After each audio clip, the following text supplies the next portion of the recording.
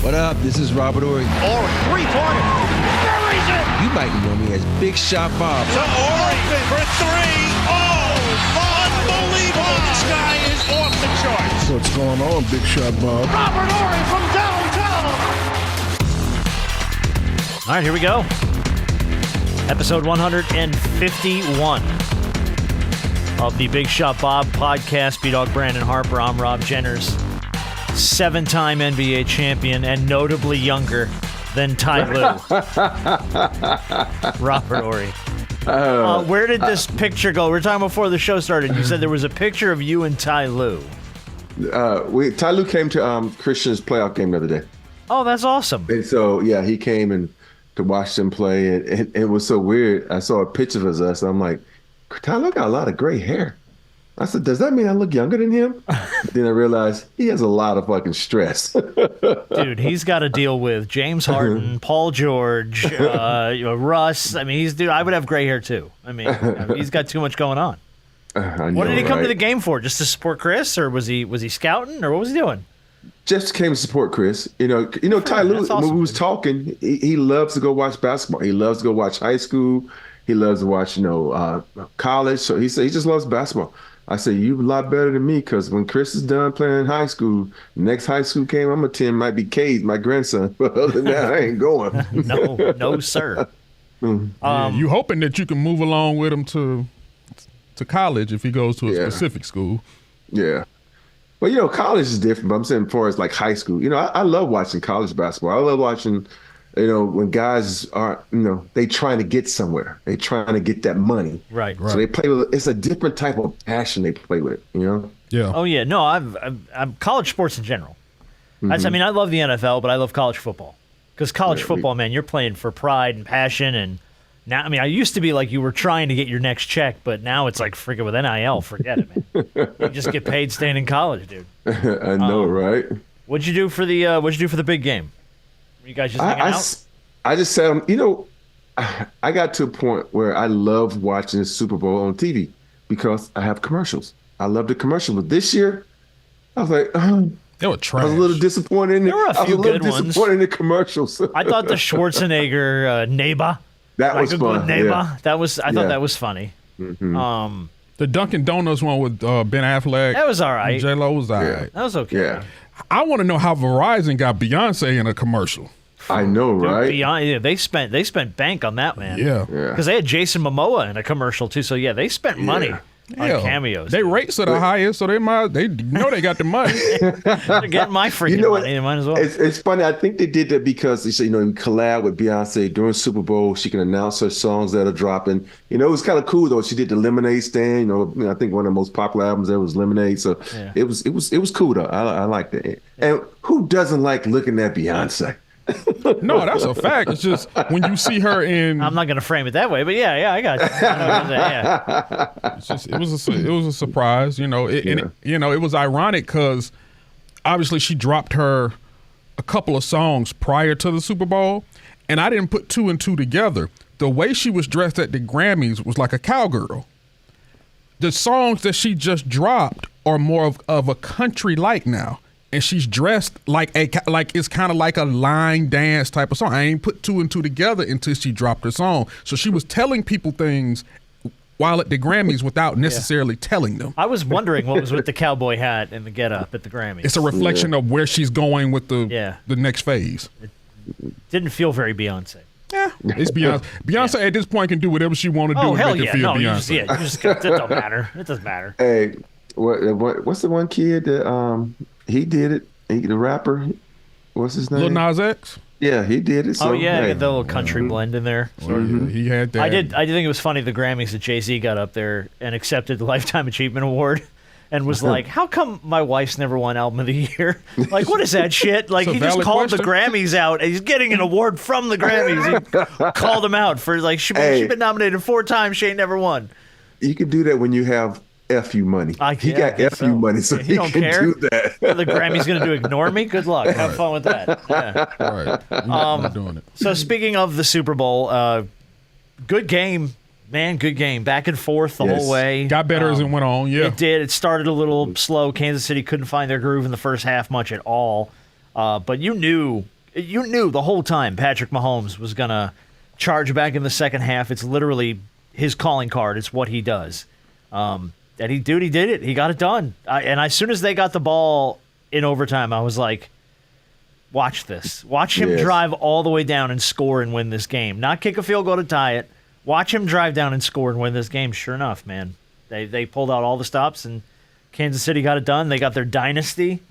Everybody was kind of crapping on Tony Romo for the call, for stepping all over Jim Nantz. Yeah, he talked too much. Yeah. Yeah. But I will give you what I thought was the best call, and it was from who I will argue has the best call 90% of the time. Kevin Harlan? Kevin Harlan's call on Westwood 1 was freaking out of control. Here's Kevin Harlan with the call of the Super Bowl win. First and goal at the 3. Lining up in the clock at 10 seconds and ticking. In the shotgun, Mahomes. 4-man front, receiver in motion, low snap. He runs and he throws, caught, touchdown. It's caught. Hardman caught the ball. The Chiefs have won. The Chiefs have won. The entire bench empties, chasing Mahomes in the end zone. Their third Super Bowl in 5 years. The Chiefs are back-to-back Super Bowl champions. It is a dynasty. The Chiefs have won Super Bowl 58, 25-22 in overtime. Yeah, that's the consummate professional. I'm sorry. The best. He is the freaking best, man. Put Kevin Harlan on question, everything. you guys. What determines a dynasty? I can give you my definition, but I don't know if it's accurate. It's if you win 3 in probably less than 7 years. Yeah. Like 3's the number for me. 2's not a dynasty. 3, but 3 within 3 in 5 years is what the Chiefs have done. That's dynasty level to me. That's like Golden State Warriors, but I don't know. Do you think you have to win more than 3? No, but I do think there has to be a back-to-back somewhere. Yes. I think there has to be like with y'all, Rob, y'all won 3 straight. So that was easy. That's easy. The last time a team in the NFL had won back-to-back championships was the 03-04 Patriots. It had been 20 years. Yeah. Yeah. So what's your definition? I don't know because, I look at when you look at a dynasty, I think the Bulls were a dynasty. Oh, they won what? Yeah, they were a dynasty from that. 90s, 6. Yeah. And then everybody said the Lakers were a dynasty. I'm like, well, the Kareem era was a dynasty. We only won 3, and then y'all won 3 in a row. Yeah, but is that a dynasty? To me, yeah.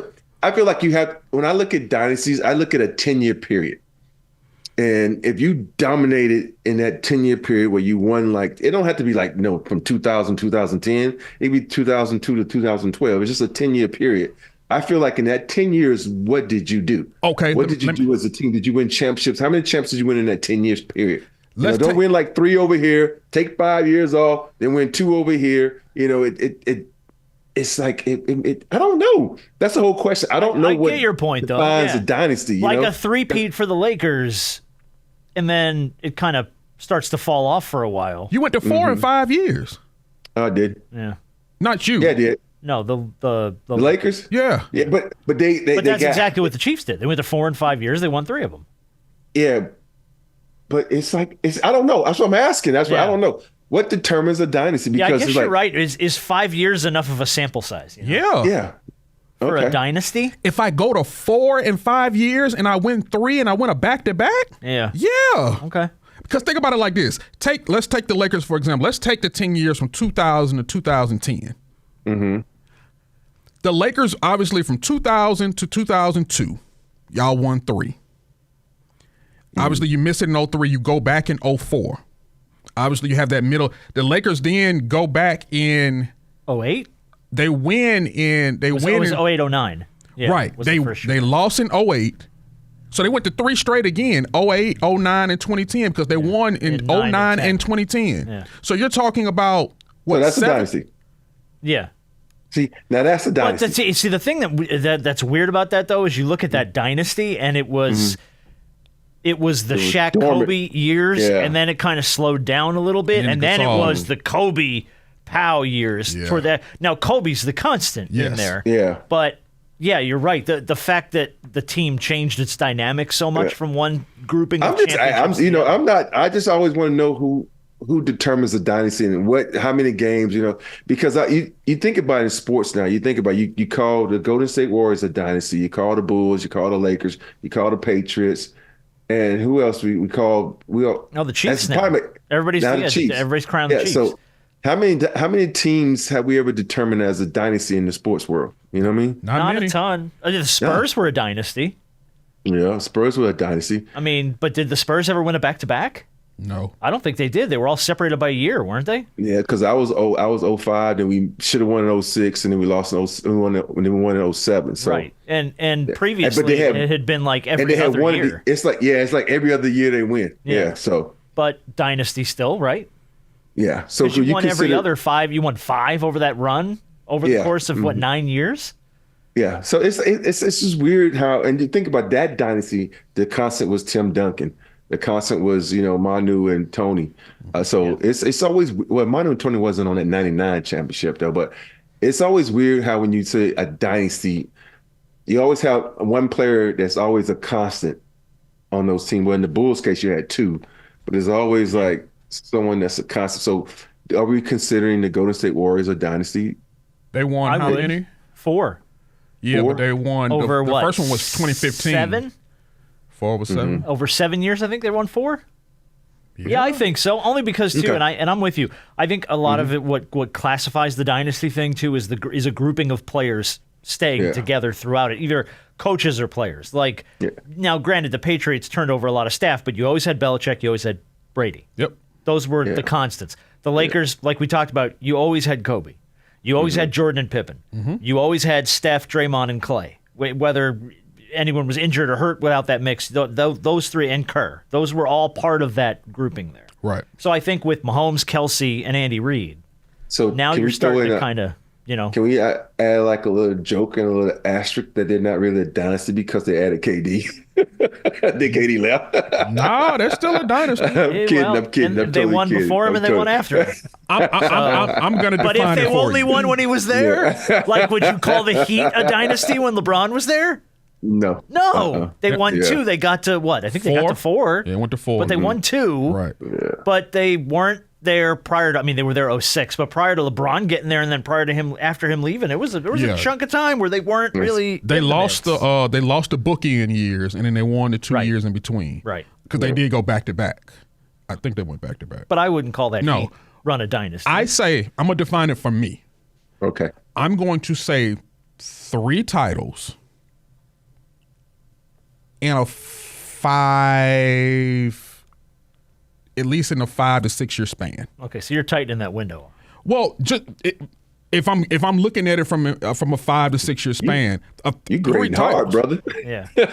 No, like most people in a 10-year span, you grading hard. Keep in mind too, though, it's not always about winning; it's also about being there. So it's like you're gonna have years where maybe you don't get the job done, but you were there for it. Right. You know what I mean?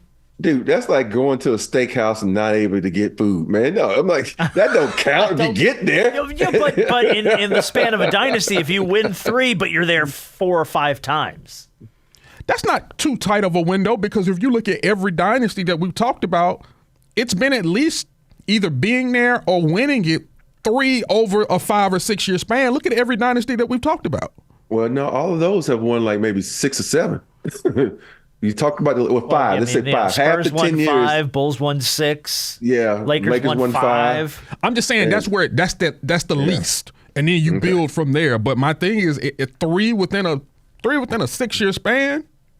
That's a dynasty. That's a beginning of a dynasty. No, that is a dynasty. And anything else you add onto that, you add into your dynasty. Yeah. Here's maybe where it qualifies, and for the Chiefs for me. The Chiefs didn't have a great year. No. They really didn't. They barely won their division. Struggled. Then they beat the Dolphins, who were vaulted as Dolphins are going to make a run this year. Beat the Dolphins. Went on the coldest game ever. In the coldest game ever. Went on the road and beat Baltimore in Baltimore. And then took down the Niners in a back-and-forth game in the Super Bowl. So all number ones. None of those were easy. None of those wins were going to be easy for the Chiefs, no matter how good they were, and they were in a down year. And part of that down year, because what we talked about was their receiving core. They dropped more passes than any team in football. This was they had the worst receiving core in all of football. I think Pat Mahomes is going to relish this title a lot more just because of everything. And he didn't have a great year. He had an average year, for Pat Mahomes. But and what did he do? Won. In the three biggest games of the year, he was Patrick Mahomes. Yep. And in those games, you know what he did? He used his legs. Yeah. And that's the biggest thing to me. When a quarterback who's known for throwing, all of a sudden you can rip 10, 15, 20 yards off. It puts the defense on their heels like, oh, crap, he's going to run again because he's trying to take over. Next thing you know, he done hit you with a touchdown pass. So, yeah, that's one thing I loved about certain quarterbacks, when they can just sit in the pocket and throw it, but then when they have to use their legs, they can use their legs. Yeah. I'm going to say this now, and I think some people believe this, and this is not just a knee-jerk reaction. He's the greatest quarterback of all time. No. Mm-hmm. In the conversation, maybe. I think Tom Brady's too early. It's too early in his career. I know it's not too early in his career because of what he's accomplished in such a short time in his career. We haven't seen that from any quarterback ever. Tom Brady didn't really. The reason why I say that is because Tom may be the most accomplished, but remember at the beginning of Tom's career, Tom was a game manager. That defense did it for him. I'm not taking anything away from Tom. Sounds because like he became the. No, I'm not. But if we're starting to talk about the greats, when we start to compare them, then we really start to dig deep into how these things came about. When Pat Mahomes started, the day that he started, he was the man. He was never a game manager. He was the man as soon as he stepped foot on that field. And he's been the man ever since. This is the only year where his defense has really been top 5, top 6. Those other 2 title years, it was all offense, and the defense made plays when needed, but they were middle of the pack. That defense last year was pretty damn good, dude. They weren't the defense this year. Same defense, ain't it? No, but they got better. Numbers-wise, ranking-wise, they got better. Yeah, I don't know, man.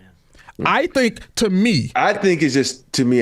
too early to put the greats on people. I know they put up a stat now, when they showed Tom Brady's stats and his stats, but then you can roll over to let's say take Michael Jordan stats, and then you take Ant-Man stats. Ant-Man stats are better than Michael Jordan stats through his first 4 or 5 years. I'm like, yeah, I saw that. Does that really mean Ant-Man is better than MJ? It's so you can't really just take that small sample. We're talking about stats, not just stats. We're talking about winning too. I know what you're saying. Winning too. Yeah, winning makes a big deal. Because think about it. For a long time, we were looking at certain quarterbacks, and we're like, oh, let's just take Peyton Manning, one of the greatest game managers, one of the great passers, but we never considered him one of the greatest because he hadn't won titles. Yeah, we do. Who don't consider him? He only won 2. But I'm just saying, you never call him like the GOAT. Nobody ever calls him the GOAT. No, he's not in that conversation. Quarterbacks we ever he's one of the greatest. Yeah, but he's not in that. I think Mahomes can be the greatest quarterback of all. I really do. I mean, and I'm not shortchanging. I say the same thing. I'm not shortchanging your argument. He is incredible. I think that I saw it yesterday, and I don't know if it was accurate or not, but he's never not played in an AFC Championship game. Every year he's been in the league, he's been in the AFC Championship. He's only started 6 seasons. Right. He's 27. Right. And he's 28. 28 years old, and he's won 3 Super Bowls. He's been in 4, and he's never not been in the AFC title game. So I'm not taking anything away from that. That is unbelievable. Yeah, he's one of the best. Think about this. If he continues that trajectory, then he's definitely could be the greatest. I have to ask this question. Why is it that, you look at some of the best quarterbacks ever, they have some of the worst bodies ever? I'm like, did you see Pat Mahomes? He said, come on, what y'all doing with the dad bod? It's just like, and then you look at Brady, I'm like, you look like you blowing him here a break. You look at Eli, like Peyton Manning. It's like, why are these guys so damn good when they don't have a quote unquote typical athletic body? Because all I got to do is be able to I got to be able to throw the ball, and I got to be able to read the defense. It doesn't take an amazing body to do that. Let me give you the one. But I'm just saying, though, to take those licks, though, it seemed like you would have to have, I guess, but I don't know. That's why I'm too scared to play football. This is the one I couldn't get out of my head.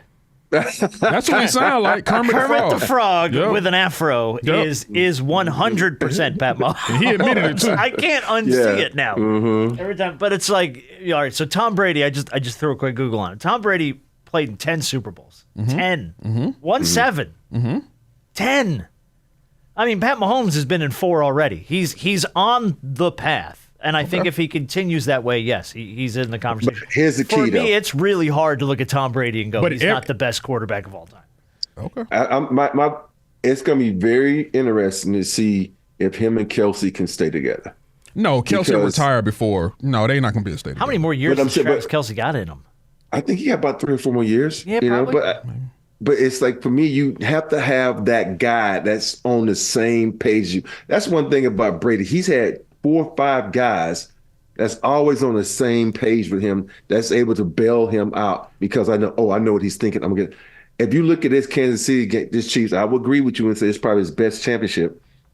He only has one guy on that team that can think like him, that can bail him out. All those other receivers are like, hey, I'm that open. receiving corps might drop it. But they're dreadful. But that was developed. Just like when Travis leaves, he'll develop that with somebody else. You hope. Oh no, he will. Hope so. He will. He will. Hey, look. But you get that's like taking away from what Kelsey can accomplish. Like, you got to think, you got to be a smart player. True. Just because you can develop that, don't mean the players you get, the organizers get, don't mean they're going to be smart enough to deal with what he wants them to do. But that's what Tom Brady did well over his career, man. Now, granted, he always had guys like Gronkowski, but when you ended up with a guy like a Wes Welker.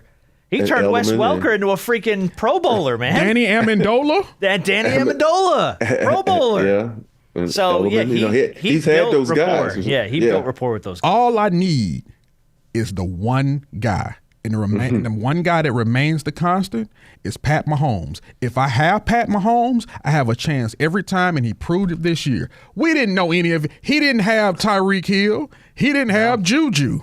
He had a bunch of guys. Hell, we're lining up off sides half the time. Kadarius Toney didn't even play. They didn't even trust him. No, because they can't even trust him to line up on sides, man.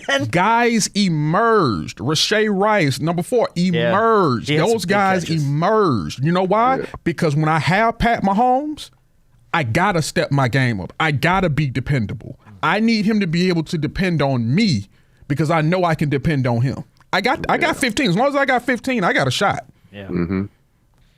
We do have NBA to talk about. We will get to it, I promise. But I mean, right now we're all coming off the Super Bowl. So Usher, what you think of Usher? Halftime show. I loved it. I'm from Atlanta, baby. You know I loved it. Man, that was good. I will tell you 2 things I noticed about Usher in the halftime show. One, he didn't do a lot of singing.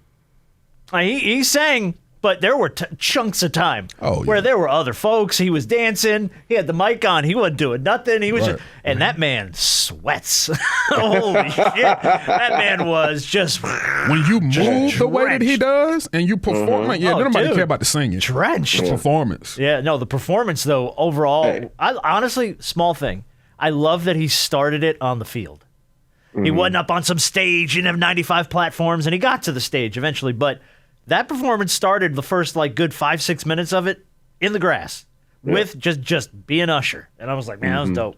That was just dope. My favorite part was when Alicia Keys came out. Oh, she's great, man. Yeah. But I mean, all kinds of Ludacris, Jermaine Dupri. I mean, all kinds of people popping out of the woodwork for that. Yeah. That was just a great. He kind of followed the footsteps of Dre and all the people who would kind of help him have hit songs. Which was great, though. Yeah. I mean, bring all them folks out.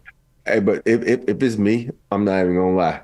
It's just gonna be all about me. I'm gonna go the Riri route. No, it's all about me, baby. I don't need anybody out here. Nah, but I think the thing with Rihanna is a little different because she does have a lot of songs by herself.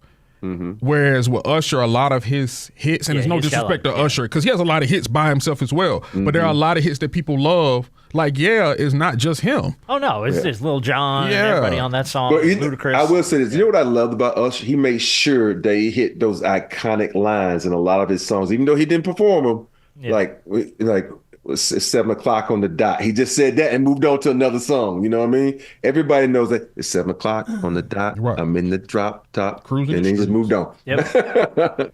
So I will give him credit. I loved it though. I loved it. I even rewound it so I could watch it again. All right, a couple more quick notes on the Super Bowl. We're going to move on to Spencer Dinwiddie and trade deadline and Trae Young, and we got other stuff to talk about. But a couple quick notes. I know Harp had one thing on Kyle Shanahan. I'm going to mention that this was, of course, the most viewed Super Bowl of all time. It seems like every year they break their own record. Yep. But they busted it down. I mean, they trumped last year's Super Bowl by almost 7 million viewers, 123 million viewers, which represents about a third of all American households. Right. Which is just insane. And I am going to 100% attribute that to Taylor Swift. There were a lot of people, I promise you, that watched the Super Bowl because she was there. And again, she got less than a minute of screen time. So it was like she was all. But the fact that she played, and I showed B-Dog there, I told B-Dog this earlier, we talked about it before the show. The NFL actually put out a tweet last week with the basic rules of football. If you're new to football, here's how it works. You got 4 downs to go 10 yards. And, I mean, I've never in my life seen a professional sports franchise tweet out the basic rules of the sport. That's how much attention she's brought to the NFL this year. Hey, and they knew there's going to be people watching that don't know the game of football. They're going to watch it for her. Apparently, they didn't tweet that to the 49ers because they didn't know the rules of halftime. Here's how overtime works. Yeah. Well, shit, Mecole Hardman caught the game-winning touchdown for the Chiefs. And he was like, "Why is everybody mobbing me? What's going on?" And they're like, "The game's over." And he's like, "What? I thought we were playing I thought we had more to go." No. He didn't even know he caught the game-winning touchdown. I know. It's and to me, I when in overtime, I was explaining it to my wife, like, "What?" I said, "Yeah, the rules have changed." I said, "For me, a basketball player to know the rules have changed, and for some football players not to Y'all know should it." know. They've been I guess I changed watched for too much 2 TV. years. It's been changed for 2 seasons. Well, you should know that because it was from the Buffalo. I call it the Buffalo rule. It's the Chiefs. It's the Mahomes and Josh Allen rule. Yes, it is. Yeah. Here's the thing, and it was only those 2 who came out and said they didn't know, because if it was most of your team who didn't know, then when you would have kicked that field goal to go up in overtime, 22-19, y'all would have ran off the field winning. Yeah. Yeah. And speaking of overtime, I got a bone to pick with one Kyle Shanahan. Go for it. As much as he is a boy genius and an offensive wizard, he had a quote, and how naive of him to make this quote. They coin flip, they decide to take the ball, right? Post game, he says, "Well, our strategy was we wanted to have the ball third, which means they score, hoping Kansas City kicks a field goal, and then they get the ball back to win again." Let me tell you something, Kyle So he wants Shanahan. the walk-off opportunity. You are going against my homeboy, Patty Mahomes, AR-15, if you want to call him that, because he is a sniper. What in the hell made you think that you were going to get the ball a third time after you didn't do what you needed to do the first? You kicked the field goal. You're the one that couldn't punch the ball in to put the pressure on them. Once that ball went through the uprights and it went 22-19, you just signed your death certificate, because Pat Mahomes ain't giving you that damn ball back. And that's exactly what happened. How naive of you to think that You got to understand all-time great. also, he got to. If you look at his offense and look at who he has as receivers and he has a running back, I would have took the ball first too to put the pressure on Kansas City. Plus, that was giving my defense more time to rest. But I see what you're saying when he said, "I wanted to get it third." You don't say that shit. You said, "I want the ball first to go down and score to put the pressure on him." That's what he should have said. But you got to get the job done now. You didn't. Yeah. That's the thing. Yeah. You didn't. And you put effectively what might have been the game-winning kick in the hands of a kicker who missed an extra point, an extra point blocked that would have won the game. If it was blocked, but it was kicked low and off target. It's the difference between a 3-point game and a 4-point game. Yes. You forced Kansas City to drive down and score. The whole mentality of the game changed after that. And my thing is, with 3, I knew for a fact Pat was at the least, because they got one of the best kickers in the league too, in Harrison Buckner, who's a Georgia Tech alum. They set the record for the longest field goal, and it stood for 55 seconds. A record that stood for 20 years. And then Buckner came out and booted, was it 57-yard field goal? 57-yard field goal. So he was at least going to get him in field goal range at the least. But I said, he ain't giving this ball back. There's no way in the world. When he had that big fourth down run. Isn't that easy to say afterwards? Because if you look, did Mahomes score at the end of the game? What do you mean? What do you mean? Did he run it in? Is that what you're saying? I'm saying, didn't he have to kick a field goal to send it in overtime? Yeah, they kicked once in overtime. Uh-huh. But that's all they needed. But I'm saying though, why did he need a touchdown to win it in regulation? Oh, I see what you're saying. Oh, yeah, he could have. Yeah, so they stalled out. It's easy to say all this after we've watched it, because we have no idea who thought Christian McCaffrey was fumbling the ball down in the red zone. Oh, that was early. Who thought? I'm saying all these things happen. Who thought the Niners would go 2 or 3 drives, 3 of 12 on third down, and give McCaffrey the ball once? I know. Offensive player of the year, 1 carry through 2 or 3 drives, and I'm like. Yeah, so every time you fed him the football, he was getting 4, 5, 6 yards a carry. What are you doing? Yeah, but it's just weird though. It's like this, but at the end of the day, this was a really good game, and I think if you watch it, Mahomes, everybody was sitting down. You gave Mahomes too much time. Yeah. You gave Mahomes too much time. That's exactly what I was like. In the regulation, you gave him too much time. He's got 2 minutes. He's going to tie the game. This is going over. My whole point is, when you're as loaded as you are as the 49ers, but you have a rookie quarterback. Well, not a rookie. Well, yeah, a rookie quarterback. You can't. He played the playoffs. He just got hurt one time. No, that's fine. But you can't. Well, a rookie in Super Bowl wise. Right. Yeah. You can't keep giving the ball back to Mahomes, hoping that you're going to get it back. As the game goes on, we've seen Mahomes in those type of situations in crunch times, and he's been successful. If you think in your mind that you're going to get the ball back in those moments, you must not know who you playing against. He's not. Eventually, he's not going to give it back. No. Well, I mean, look, Kyle Shanahan hasn't necessarily been the king of good decisions in the Super Bowl. 3 Super Bowls where he's had the 10-plus point lead and lost. Yeah. I mean, and I will tell you, Atlanta fans, man, they danced on his grave. They danced on his grave after that loss, because they still blame him for Super Bowl 51. They still hang that shit on Kyle Shanahan, man. Which is not wrong, because if you would have run the football and you would have run out the damn play clock instead of snapping the ball with 18 seconds left on the freaking play clock, you'd have left the Patriots no time to come back and win that game. So I get it. I get it. It's clock management. Not good at it. All right, we do have basketball to talk about. We've burned a lot of time on the Super Bowl, but it was the most watched sporting event in the history of mankind. So we're talking about. But what did you think about the Dinwiddie ad? You know what? To me, I look at this Laker team. They've been riddled with injuries, and I'm trying to figure out where they're going to use them. Because when you make a trade, you get rid of someone, and they fill into that slot. It reminds me of when Rui first got to the Lakers. You remember when Rudy first got traded to the Lakers? He was playing all those minutes, averaging 20 points, and all of a sudden they were like, they put the brakes on him, and he disappeared for 3 months. And then, playoffs. What are you going to do with Dinwiddie? Whose spot is he going to take? He's going to – I really see him backing up D-Lo. This isn't – That's AR spot. See what I mean? This is what now you bringing in a guy that you're gonna and the back of him I said, we got a plan. Where are you gonna play him? Whose minutes are you gonna take? Hold on, why do you have to play him? Exactly. My point, everybody, I'm thinking about guys like Christian Wood, who when you put him in the game, he gets 10 rebounds, but you play him sparingly. You're gonna probably try to give his minutes away. Now you're gonna piss him off. Now you got some disruption in the locker room. Now you got Rui, who you've been fucking over all year with his minutes. He'll play good, then he play 5. Look, sometimes you look at Rui, he's got 19 minutes to 20 points, and it's up and down with him. Now you're going to take away his minutes. Now you got a Max Christie who you've been developing, who's getting better and better. Now you're going to take away his minutes. You see what I'm saying? Yeah. I don't see why you add him. I know he's a great player, but you're going to mess up the flow, because at the end of the day, coaches need to have a flow too. They need to have a rotation of how they're going to run their players in and out of the game. Now your rotation is messed up. And that's not even say if old boy they got from Miami comes back. That's going to mess it up even more.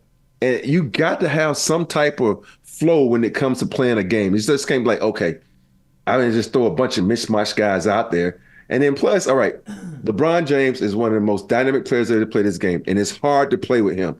Now you're going to throw this guy, Dinwiddie, who's really not known for his defense. And if he doesn't play defense, AD's going to get upset, LeBron's going to say, but he still has to learn to play with these guys. And that's the hardest thing to do, is to play with a guy that's one of the best players that ever played this game, and you haven't played with someone of his caliber.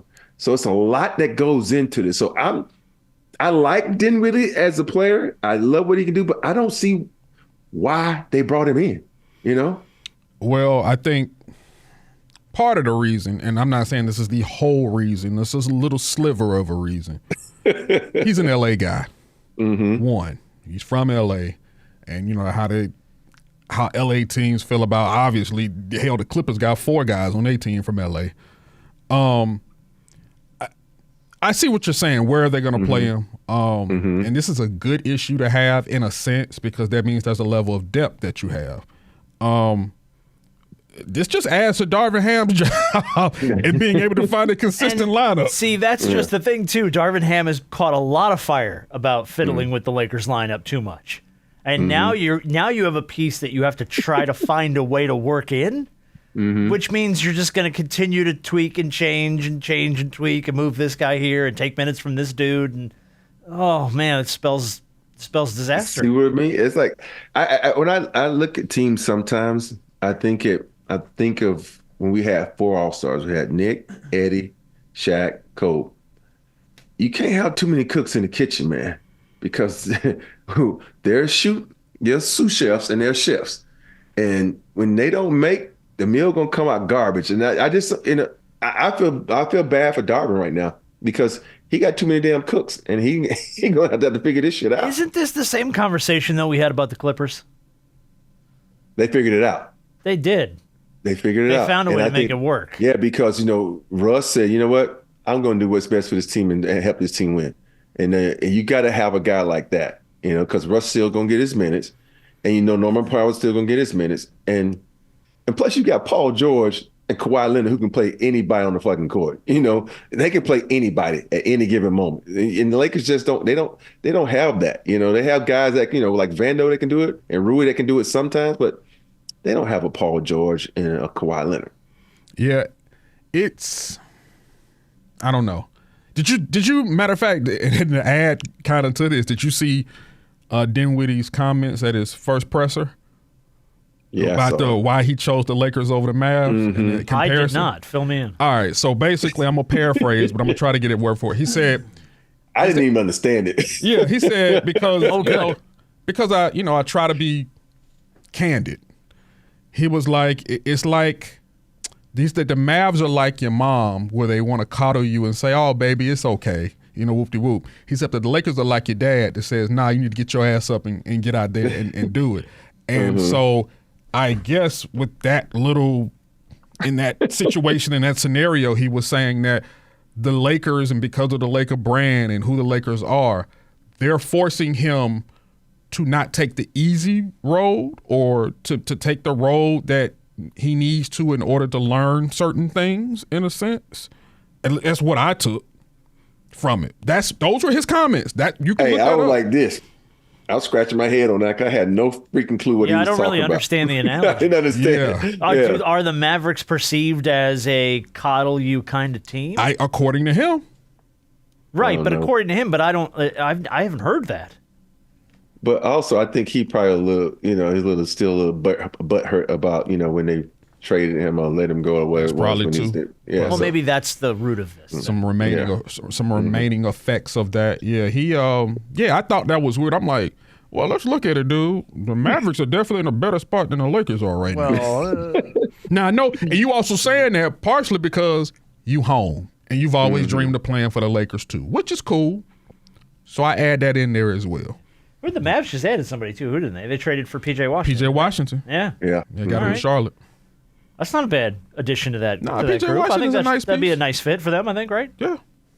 Yeah. He compliments Luka and Kyrie pretty well. Yeah. So, all right. Well, that's cool. Other splash deadlines, the Buddy Hield trade was really the only one that I kind of saw. That was a good one. Yeah, that was kind of your big splash move. That was Buddy Hield to the Sixers, Marcus Morris to the Spurs. And he's that's going to be interesting. Well, he's expected to negotiate a buyout with San Antonio, and he's leaning toward joining the Minnesota. Timberwolves, according to reports, which is weird because they gave Marcus Morris the key to Philadelphia a month ago. Well, he's from Philly. I know. They gave him the key to the city, and then they were like, bye. Well, hell, Daryl Morey changed locks. Daryl Morey told Pat Bev after he asked, "Hey, am I going to get traded?" No, you're not going to get traded. Oh, and then he found out he was traded. He got his ass. That means you're getting traded. Anytime a GM says, "Oh no, you're not going to get traded," you get traded. No, we love you here, man. No, your teammates love you. You're a real guy. But here's the funny thing: Pat Bev should be happy. Pack his bag. In a better situation. Yeah.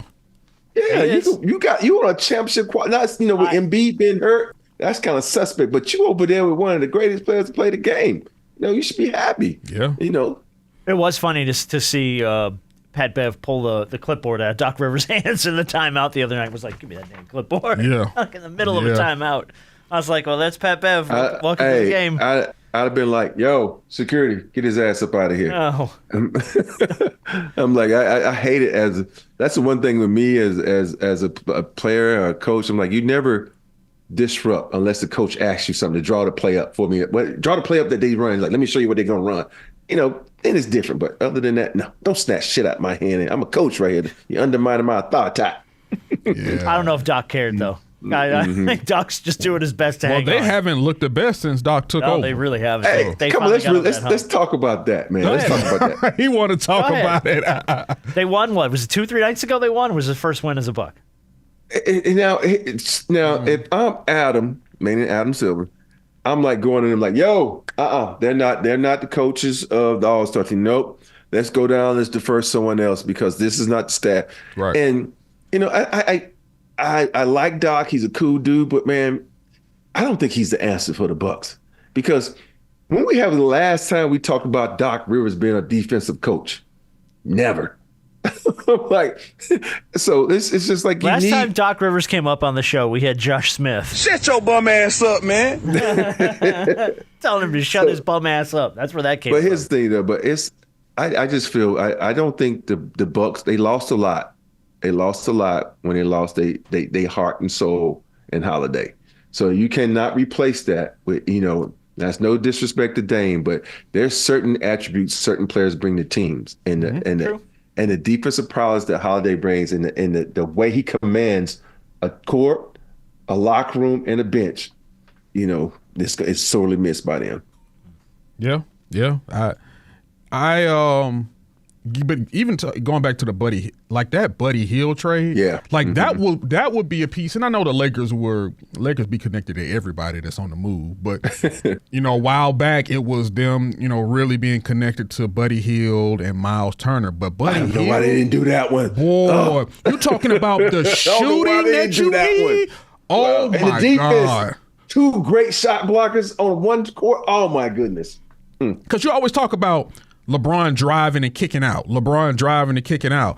Like, imagine LeBron driving and kicking out to Buddy Hield in the corner or at the elbow or something like that. Bro, come on. Like, shooters, this is a league where guys can continue to make 10 to 15 million at the least just because they know how to shoot. Buddy Hield going to be making good money for a long time. Yeah. We'll see. All right, we got a couple more NBA stories. We're going to give out Big Shot of the Week, and then we'll play our game. Last couple more here. More than any week that I can remember, I've seen conversations about Trae Young's future in Atlanta. More than ever, which is wild to me, and I think it all has to just stem from the fact that DeJounte Murray didn't move at the deadline. Because now it's all about, the Lakers are in on Trae Young. Trae Young, he's looking at the Lakers are looking at Trae Young. Who the hell were the other 3, Dave? Or 2 other names that popped up this week. Donovan Mitchell and Kyrie Irving. Which Kyrie Irving to the Lakers we've been talking about for, I feel like, 2.5 years. Since LeBron got there. Exactly. But Trae Young, with his future in question now all of a sudden in Atlanta, I don't necessarily buy this, but it was all over the place this week. Nah, I see him asking out some point in time next season, maybe next offseason. I don't see Trae Young fulfilling his extension as an Atlanta Hawk. I don't. Because at some point in time, you got to get to a point where he's going to look around and say, it's just not going to happen. And he may want to go somewhere where he feels as though he has a chance to win now. He's supposed to be the guy that helps get this thing over the top. And management ain't really made any moves. I mean, I know they made the DeJounte move, but those two together have not really helped propel to get this thing over the top. I expect him to ask for an out at some point in time, probably next offseason. When is his contract up? So he's in his extension now. I think his contract is up 26, 27. Okay, so he's going to have to ask out. Yeah. If I'm management and I'm Atlanta, he ain't got to ask out because I'm trading his ass as soon as the offseason's up. Yeah, I think once you get a little rumbling. Yeah, because for me, I look at what happened with the coach situation, the little, before they fired Nate. And I look at things like that. And then I look at, I'm looking at, and you do a deep dive, like efficient. Who's more efficient, him or Murray? I think Murray is more efficient because he gives you more on the defensive end. He's more of a team player. He makes people around him better. You said Jamal Murray? No. DeJounte. DeJounte. I thought we were talking about comparing between. No. Okay. No, I'm talking about his teammate. I'm talking about his teammate. Yeah. So I said, okay, who has more value, sort of say? I'm saying Trae has more value than Murray. I'm getting rid of Trae because I think I could add pieces that's going to make everybody on this team happy. I don't care what guys say. When you watch Atlanta, it's like when Trae takes those shots, it's a lot of bad body language. When you watch them, the guys aren't happy with his shots. So even though he makes them, but in the day, you're like, that's a bad shot. He made it. Okay, I'm good with it. And I just think that as management goes, if you want to be successful, he's not Steph Curry. He can't do the thing Steph Curry. I am getting rid of him. I'm using him. I'm getting me some picks. Or I'm getting me some guys who can play. And I can mesh together and make a better team. I just don't. That's what I'm doing because I love Murray as a player. Mm-hmm. I would keep him and get rid of Trae. Here's the thing: when it comes to the asking price for Murray was out of this world because of what the Hawks gave up to get him, which is the reason why they couldn't trade him at the deadline because obviously there was no offer that was good enough for the Hawks to pull the trigger. You talk about trading Trae. They're going to be asking for a ton the sun, more. The moon, and the stars. Yeah, and here's the issue with this. I know there are a lot of officials and GMs around the league who probably are not – no, Trae is talented, but they're probably not that very fond of Trae Young. And they're not willing to – some gyms weren't even willing to give up what they wanted for Murray. They're not going to be anywhere near willing to give up what the Hawks are going to be asking for Trae Young. It's going to be very difficult for the Hawks to get the return that they want if and when they're willing to trade Trae Young. It's going to – if I'm the Lakers, ain't no way in hell I give up 3 or 4 first-round picks for Trae Young. No. And that's the asking price, by the way. I no. think that's where it starts. Yeah. Not for him. But I'm just saying, though, if I'm getting rid of him and getting me some pieces, because who say you can't do a 3 or 4 team deal? But also, we forget about the new rule that's coming in, too, the new trade rule. Which one is that? Where you can't take 3 players to equal one guy's salary. Oh, yeah. You got to be similar salary. So I don't know when that's going to go into effect or not, but they better do it soon if it goes into effect immediately after the season's over. And what the Lakers also have to look at is, I believe LeBron has an option for next season. Yeah. Mm-hmm. So, because he's coming, that's the option, a 2-year, $99 million contract. So, therefore, you got to still determine what you're going to do with LeBron and how long he's going to want to move forward with the Lakers before you even start thinking about trades that you're going to make in the offseason. Because let's say you keep LeBron, Trae Young does not fit with LeBron. I'm sorry. He just LeBron doesn't. be cussing him out. he gonna take him and throw him all around that floor. And so if it's just, let's be honest though, how many people does Trae fit with though? Well, I think he does fit with AD. He fits with AD just because when Trae gets in the lane, defenders are gonna have to make a choice. Do you defend Trae's floater or do you defend the lob to AD? So he works well with the big man that knows how to move. And I think him with AD, obviously, that'd have been the greatest big man he's ever, played with. From an offensive and even defensive perspective. So I think he works well with AD, but if LeBron is still there, I don't think he works well with him. Okay. All right, interesting. I just saw that a lot more this week than any other week I can remember. The other one was last story before we do Big Shot in our game. What'd you think of the Kobe statue? Kobe statue was unveiled. I loved it. Last week it was him pointing up after the 81 points. Yep. And Vanessa said, if you don't like the statue, he picked it. So tough shit. Yeah. Because this was Kobe's pick. And so Nike made a hoodie for her saying that. Now everybody wants that hoodie. Like she put it on Instagram like, Nike, you got to make more. We want one. It's a nice hoodie. It's a nice hoodie. Yeah. One, and by the way, the first of 3 Kobe statues that will go outside crypto. It's getting crowded out there, man.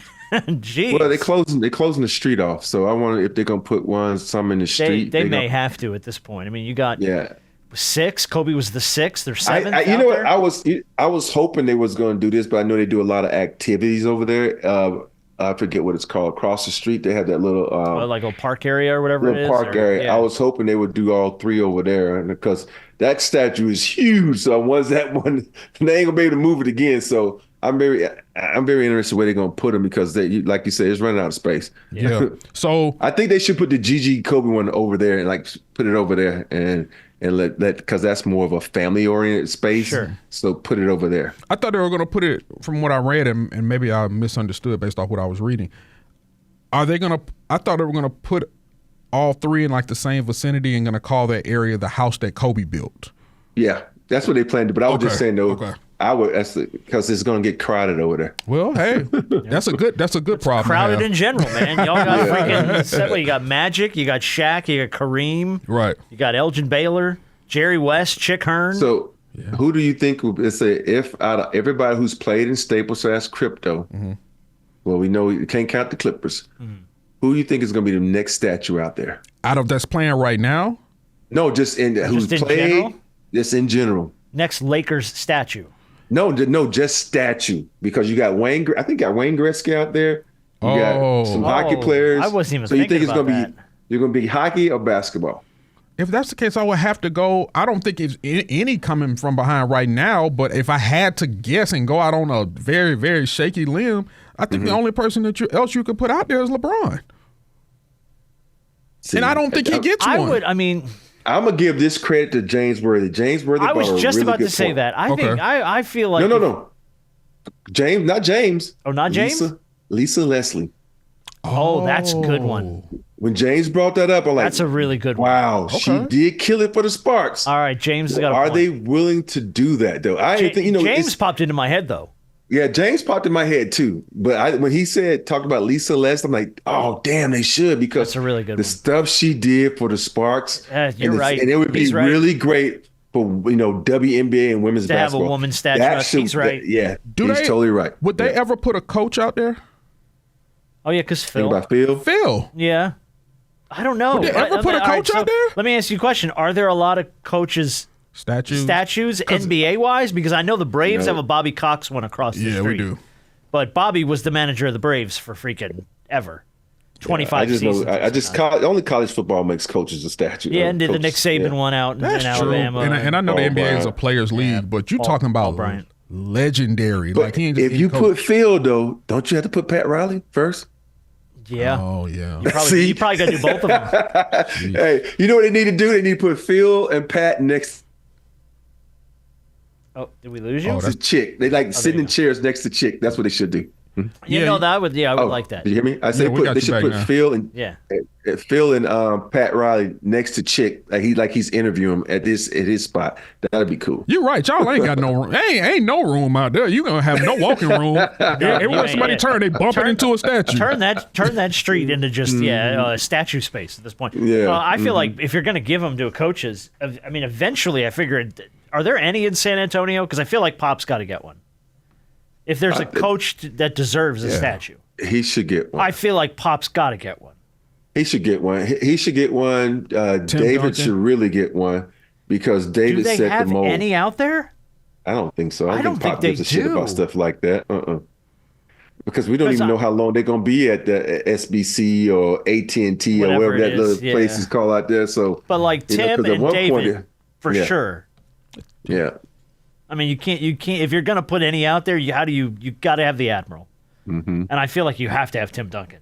I mean, and Pop. I don't know.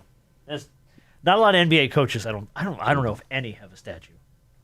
They should just do that one with David, Pop, and Tim are hugging when they won the championship in '99, and just put that one statue out there, call it a day. That was at David's last season, wasn't it?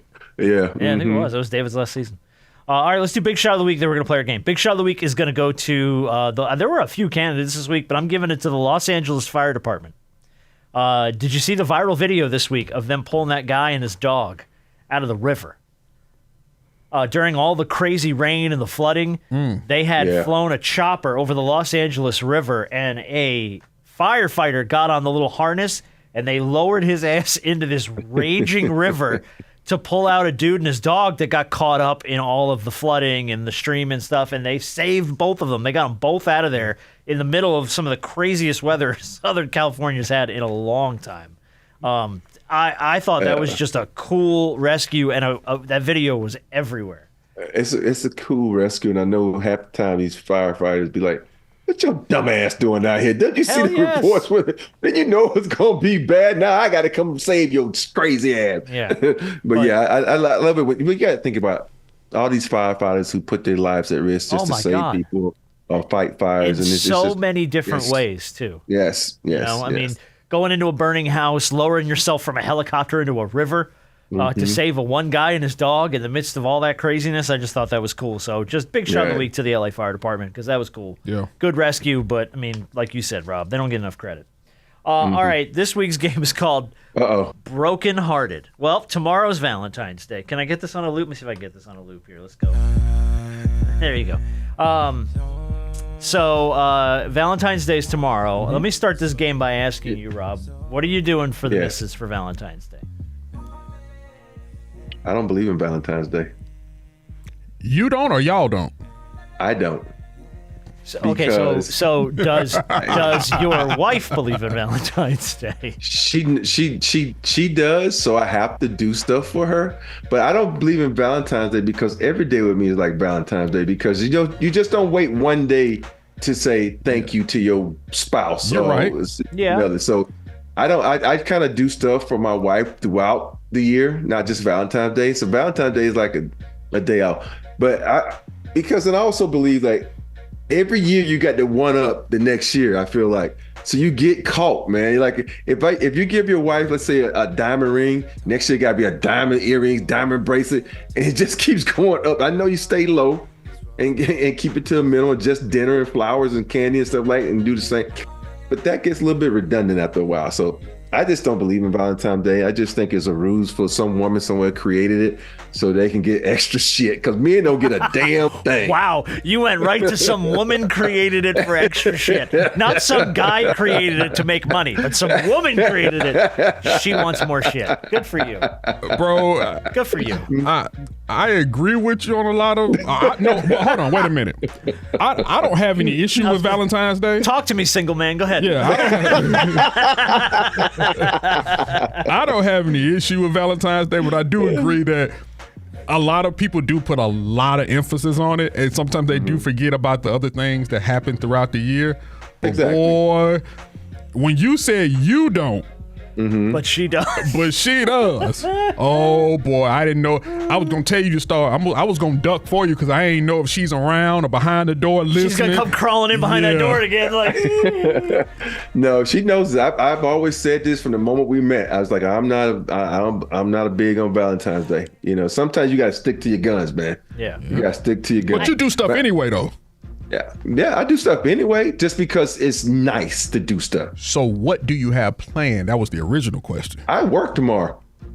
The Lakers play tomorrow. I work. That's right. But I am taking the dinner the next night, though. Okay. But so we never said we.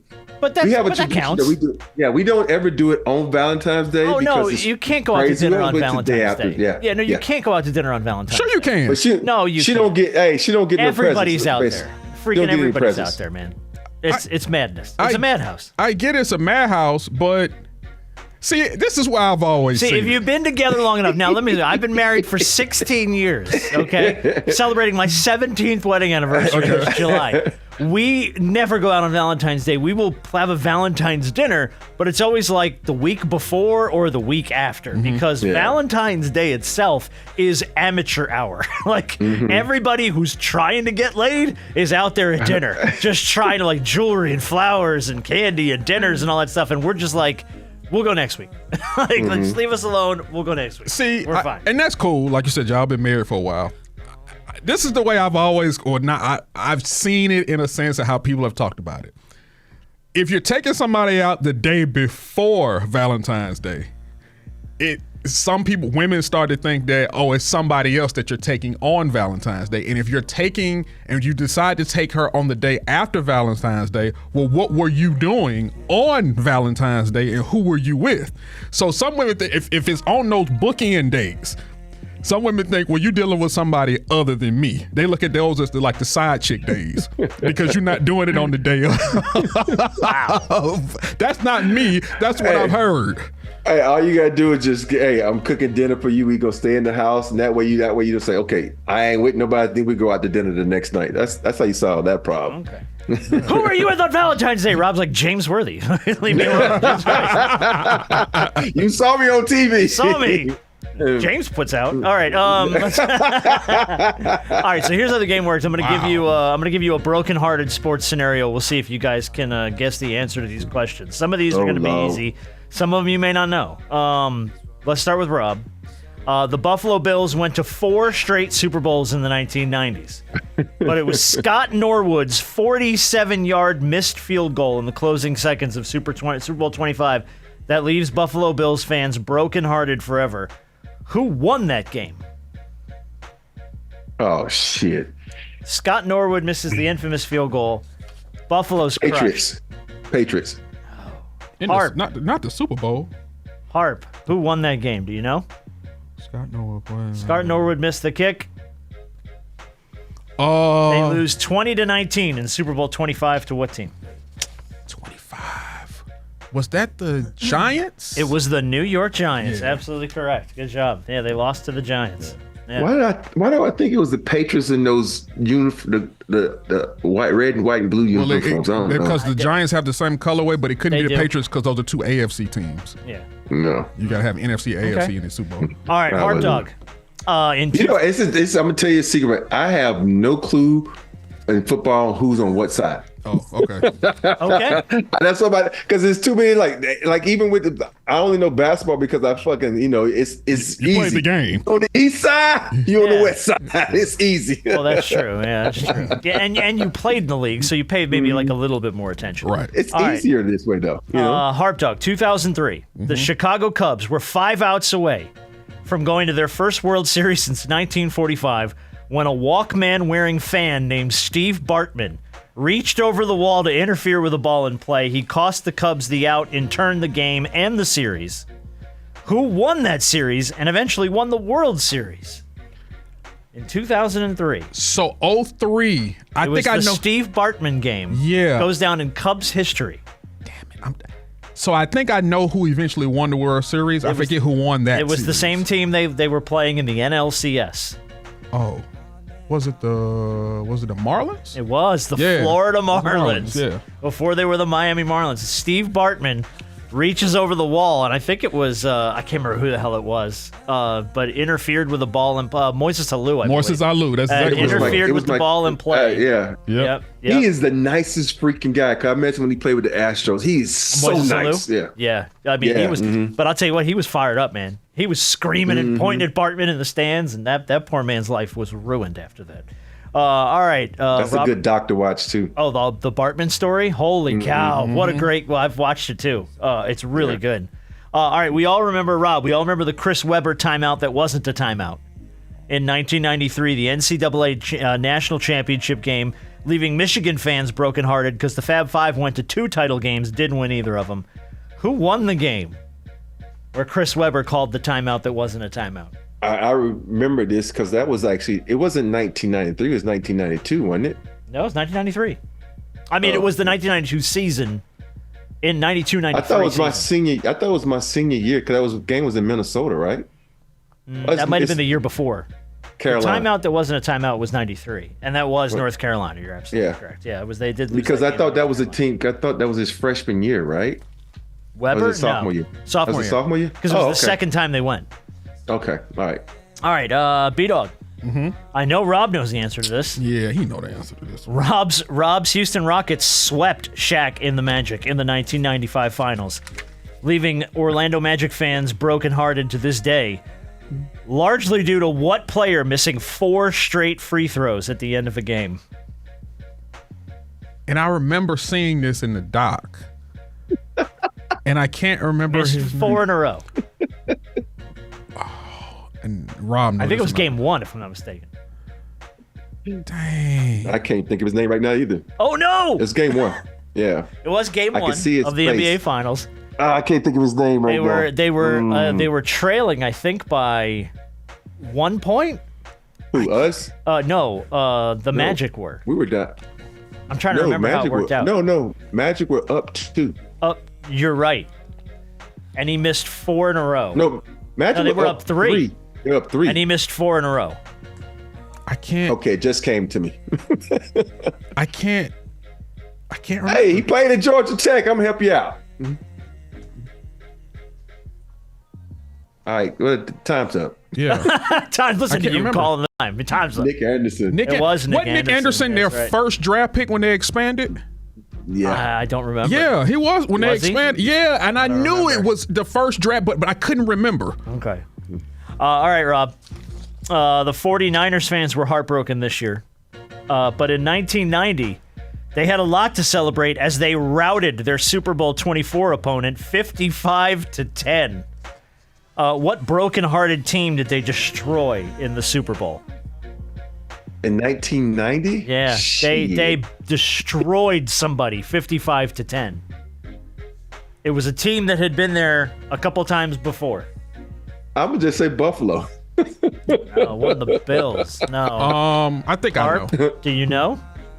If I'm not mistaken, I believe it was the Broncos. It was the Denver Broncos, who did the same thing as the Bills, went to 4 Super Bowls, didn't win any of them. But it was, they just eviscerated. Until Peyton got there.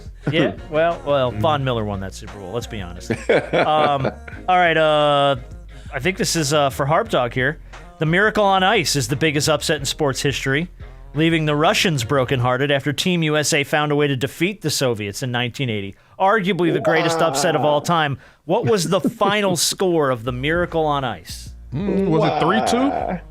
It was not. Oh, sorry. Rob. 2-1. Oh, it was 4-3. 4-3 the USA. Because didn't they win on a penalty? Bunch of freaking communists on this Was show. Hey, no, it's a bunch of black guys on the show. Oh, yeah, what am I talking about? Hockey Yeah. and black people? What am I doing here? Yeah, that's right. Sorry. I'm bringing up hockey during Black History Month. This is on me. This is on me. Yeah, it ain't but about 2 or 3 of them. Hey, that had to be the funniest thing that Kelsey's ever said, though. What? They talked about the fade. Oh, the boost He's like, on how your y'all gonna fade? hit me with that? Yeah. The fade on the first day of Black History Black Month. Are you History crazy? Come on, man. You are definitely not the creator of that. All right. I don't know if you remember. I mean, I know everyone's going to have a guess, but I don't know if anyone remembers the specifics on this. Knicks-Pacers, best rivalry of the 90s. One of the best rivalries of the 90s. The Knicks were forever heartbroken after Reggie Miller scored 8 points at the end of Game 1 of the Eastern Conference Finals. How many seconds did it take him to score the 8 points? Do you guys know? You remember, Rob?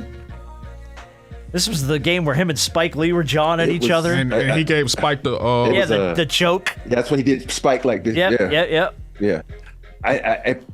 It was. Wasn't it like 2 I think seconds? It was. No, 8 points. He scored 8 points. It's like Close 11 out that seconds. game. It Wasn't wasn't it like 11 11 seconds? How many seconds did it take him? It wasn't 2. No, you can't score 8 points in 2 seconds. Sure you can. Inbound foul, inbound foul. Yeah. I mean, yeah. It was. He shoot with 11 seconds. No. Was it 9? Okay, she should know you got the answer in front of you. I looked it up. Yeah. I wouldn't have known this. I probably would have guessed closer to where Rob was. What was it? 18 seconds. Oh. 18.7 seconds. He scored 8 One of them points. shouldn't have counted because he traveled his ass off. Well,